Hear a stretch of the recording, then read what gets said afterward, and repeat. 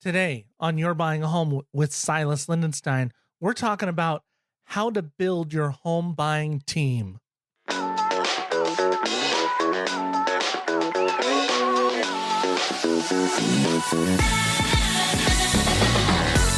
Hello, everybody, and welcome to You're Buying a Home with Silas Lindenstein. I am your host, Silas Lindenstein. Thank you so much for joining us for episode number 28. Number 28 is entitled How to Build Your Home Buying Team. And your team is those people that you are going to surround yourself with to make sure you get that home you desire. Whether you know you want it now or not. That house in the distant future that you have a vague memory or vague, you have this foreshadowing going on in your head and you have an idea of, I think I know what it looks like. We want that team to support you to make that dream a reality. And we're going to talk about a couple of big decisions things you need to turn over in your head about it. For those of you, before we get started, my name is Silas Lindenstein. I'm a real estate agent in the Seattle, Washington area. But hey, even if you're not in Seattle, this podcast is still for you. This podcast is out about educating and empowering home buyers all across the nation. So I've got info for you here, wherever you are, because essentially buying a house. Your local real estate professional can help get you through the little changes. The things are a little different, but generally I'm going to give you a lot of the info that you need to make good home buying decisions. Okay. And actually, hey, if you're in the Seattle, Washington area, you can message me if you're looking for a real estate agent and we can chat. But if you're out of the state and you're like, Silas, I love these home buying podcasts I've been listening to. Can you help me out finding an agent? Well, the answer is yes. I actually have a network of real estate professionals all across the country that I'm able to pair with people, even in rural areas. I've been surprised, actually, even that I've been able to find people. But I'm connected to a lot of folks, and I do a little bit of vetting on them. And then I introduce you in an email like, hey, here's my great listener. Hey, here's a great buyer's agent for you here in Orlando or Tennessee or Detroit, Michigan, anywhere you want to buy. I've probably got somebody in my network. This podcast is all over the place. So yeah, just message me. You can email me at silas@silasgetsreal.com and let me know where you need an agent. Also, if you are new to this podcast and you are just looking for the how-to guide of buying a home, the first 10 episodes are a how-to guide of buying the home. We break down every step one by one, sort of, in those 10 episodes. And so you can listen to those, or if you want the paper version, I do have an ebook, a PDF ebook that I can send you. Again, just email me at Silas, SILAS, at silasgetsreal.com. And that's a REAL as in real estate. Email me and let me know what city you live in, because I like to keep track of that.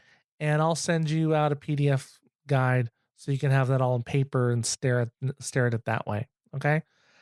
This is just all about how you retain info. I want to kick all the different ways off that you can retain this valuable information. Anyhow, that's all I got for you there. But let's dive into this. Your home buying team. Most of this team I break into three parts. Okay. Your real estate agent, your lender, and your inspector. Those are the three people you're going to work with the most on here. And I've got lots of opinions about agents. I could do a whole episode about that. Let me tell you that. But I know that you don't want a whole episode about that. There's tons. You can always message me if you have some questions. But here's things I want you to really think about, because I hear people making decisions about agents, which I'm shocked by. And sometimes I'm like, that's not relevant. Don't do that. You passed up a good person for a reason that doesn't matter. So I wanted to touch on, and for lenders too, and what you should expect from an inspector, what you should get from them. Okay. So first one, real estate agents. I put here volume versus service. And here's the thing. I always hear when I'm looking for a new referral for somebody, someone will tell me they're the number one. I'm the number one agent in Pasadena. The number one agent. I'm the number one agent of condos in Miami. Like, just they'll get really specific. Everyone wants to try to show how they are number one. And here's the thing: number one doesn't mean you're actually all that good. You're good at marketing. You've got a lot of you're getting a lot of transactions through, right? It means they probably have a team, a big team that they work with, like so here's the thing. I love the boutique style of real estate. That's what I do. I love taking one person and bringing them from beginning to the end. And so I know everything about them. I know what they need. And some people they kind of acquire people and hand them off to their team members. And, they break it into parts and it's fine. It's just, it's not why I did it. It's a person, I like the personal touch. I like to meet people. They're not, and I get concerned when people go with these number one agents that they're not really being that listened to or well taken care of. I worry about that actually. So like the huge volume, I want to look at service. How does do they serve me well? That's a big thing. And remember, here's the thing.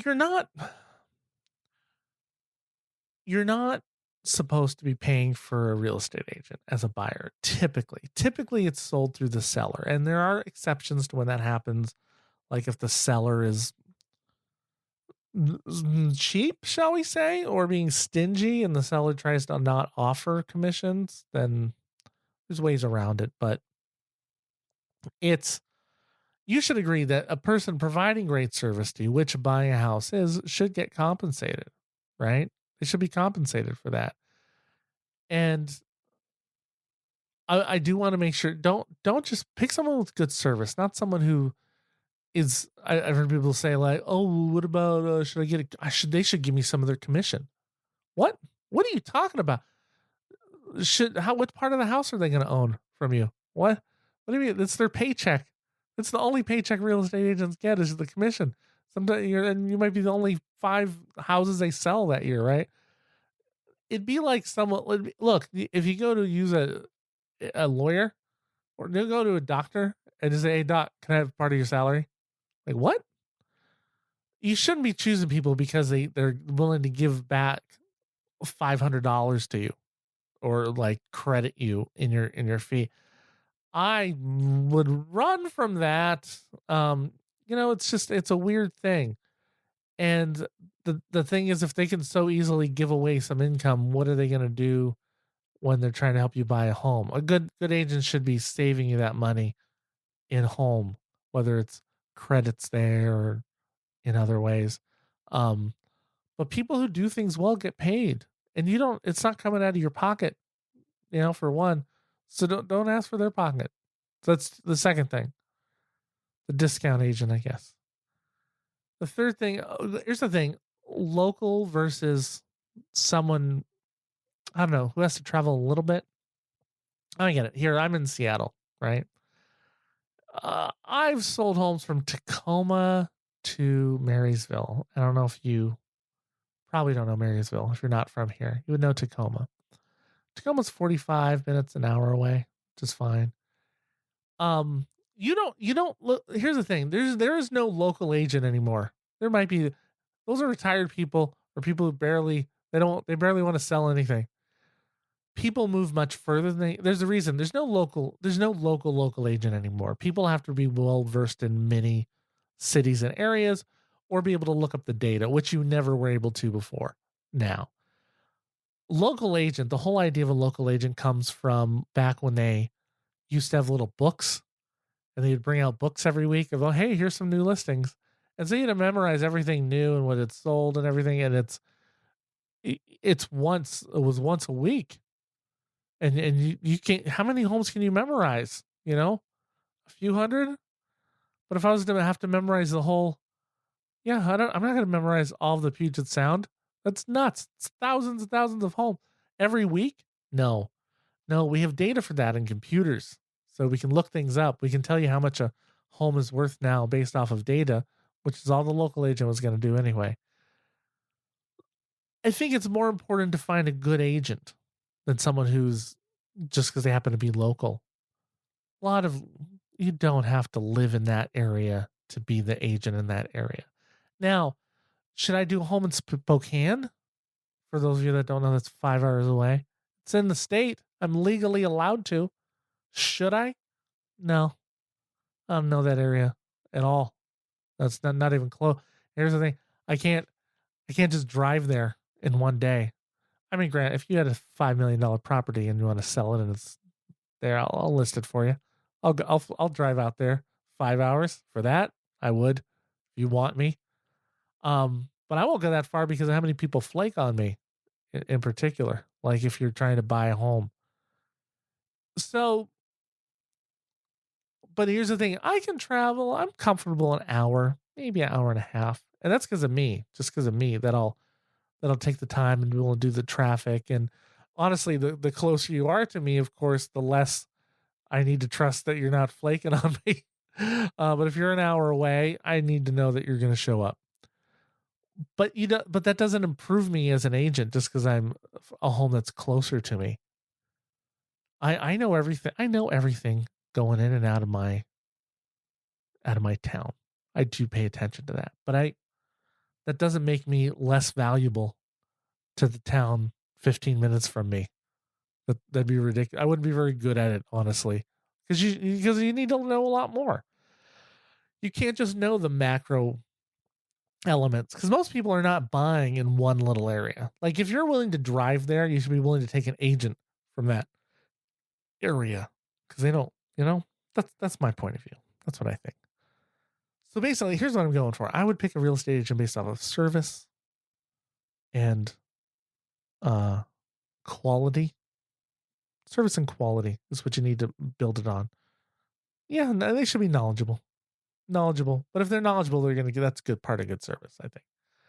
Don't fall for these flashy, I'm number one, or I got a Silver Peacock Award from Trudent Real Estate. No, that's a made up title. Okay. Next, lender. This is a big one. Here's a big secret that I've learned about lenders. A lot of lenders, at the end of the day, they're going to cost about the same. The closing cost, either they're going to charge it to you in interest or they're going to charge it to you in a fee up front. They probably want to do more in it just to make more money unless they sell it off. So you really want to pick someone's service. Again, don't go for someone who's trying to claim a discount. It's not true. It's not true unless you have a special loan. And then almost anybody can do those loans anyway. I will say this. I always go for, you want somebody that's going to be there for you. Like if you're going for a home, let's say $300,000 home, right? No, let's say, yeah, it's a $300,000 home. You're going to put an offer in for 302 because you think it's going to go for that. You could get it for that. You want to be able to call that lender and say, hey, I need a new letter. Can I get a one for 302? Because I only have this pre-approval letter for 350. Well, I don't want to hand them a 350 letter because they don't really know how much you can buy, right? I don't want to hand that to a seller or a seller's agent. I want one for 302. So you need a lender who's going to provide the service to get you that info as soon as you need it. My favorite lender, Karen Sibley, American Pacific Mortgage in Seattle, right? She's told me, Silas, if you're working, I'm working. And I love that. I don't like to work holidays either, but if I have to, then she has to, right? In her mind, because she wants to make sure to get that client their house. People work. This is the nature of this beast is that we work weekends. However, banks, credit unions, they don't do that. They're like, nope, I'm 9 to 5. And that's why I always prefer lenders who are housing lenders, and that's all they do. They aren't stuck on those 9 to 5, which aren't the times that I'm looking for a house. So I always recommend you to find one that's going to be available on weekends if needed. No, yeah, everybody needs a balance of life, every balance of work life. I totally agree with that. I even favor the less work side, right? Like we should work less as a society. But it's just about when you work. Just you work, pick the job on the weekends, work weekends. So the big thing after that I look for is I try to find out. I want to make sure my client is picking someone who's going to close the deal. Close it. Do they have a record of closing the deal? I want them to close on time. My preferred lenders, you betcha, they close on time. When I get stuck with these other lenders that worry me, like banks are notorious for this, but just to have a hard time getting that loan closed on time, that's stress we don't need, and stress that can potentially cost you a home. And the thing is, other listing agents tend to know listing agents may know that you picked a bank that is really bad about closing on time, and someone else picked one that, oh, I know that lender, she closes on time, it's fantastic. So that's another reason, especially if you're in a multi-bid war, make sure you got a lender that people like and people who want to work with. And like is really, they'll close on time and they'll get appraisals out on time. Everything will be done on time. That's our favorite thing about a lender.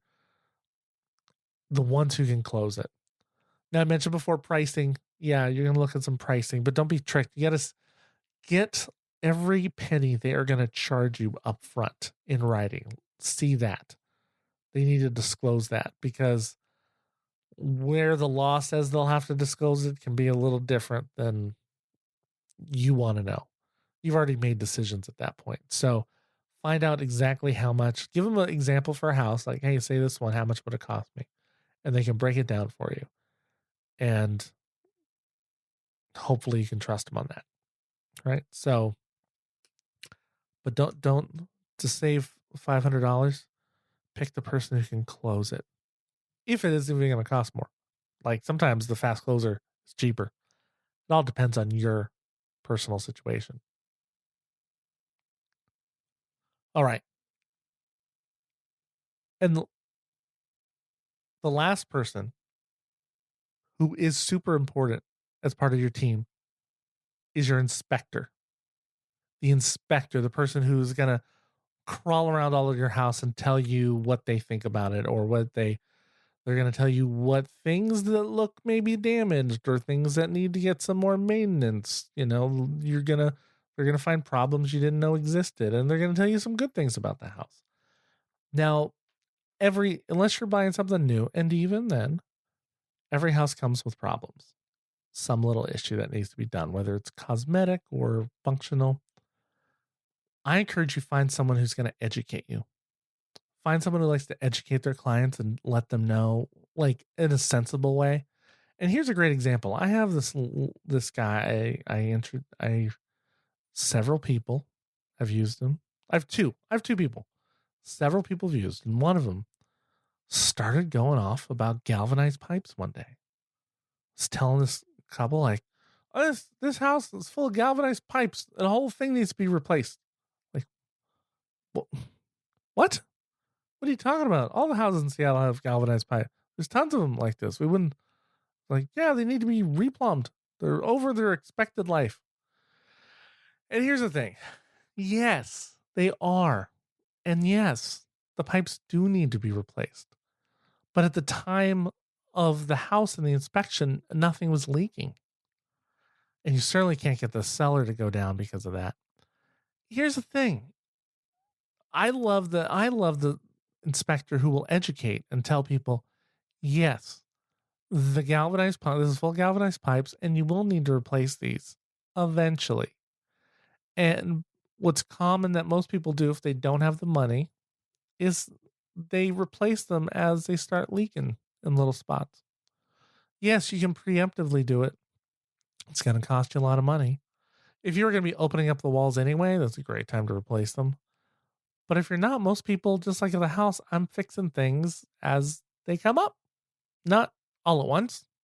I don't got $20,000 to replace all the plumbing in the house. So that's my big thing with inspector. Besides show up on time, I want them to educate you as the client. So when you're picking one, ask them about, like if they have any ongoing things after to help you about the house. Sometimes they offer that little programs to like, hey, if you have questions for this next year about, or 90 days about the house after you get after it closes, I'm here for you to answer those questions. Make sure that they're there to help educate you and to send you in the right directions. They should never be recommending themselves to do the work. That's unethical. Most inspectors, like in the state of Washington, you have to wait a year after it closes until you can hire that inspector to do handyman work on your house. Okay. And that's the thing. And that's it. That's it, folks. That's the program. Those are your 3 team members that you need to worry about when buying a home: real estate agent, lender, and inspector. That's your home buying team. And you want to pick them well, and you'll be very happy. So that's all my time, folks. Thank you so much for tuning this. Again, if you want that home buyer's guide in paper, please email me at silas@silasgetsreal.com. Not in paper. Sorry, I'm going to send a PDF version. You can print it out if you want, but I'm not mailing it to you. Just emailing, just that way. And if you did enjoy the program, if you could please go on iTunes or Apple Podcasts or wherever you listen and give this a nice 5-star rating, that would really be appreciated. Please leave some comments, and it really helps launch this and rock with this. We got to number 45 recently. That was fantastic. We're number 45 in the nation. Who would have thunk? Yes, so go up there, like, review, and then share with your friends, and let anybody else knowing that needs to buy a home to come listen to this podcast where you've learned everything you need to know about home buying. And of course, if you are in the Seattle, Washington area, or you need a referral to an agent outside of this area because you want to buy a home, go ahead and email me at silas@silasgetsreal.com. Happy home buying, everybody.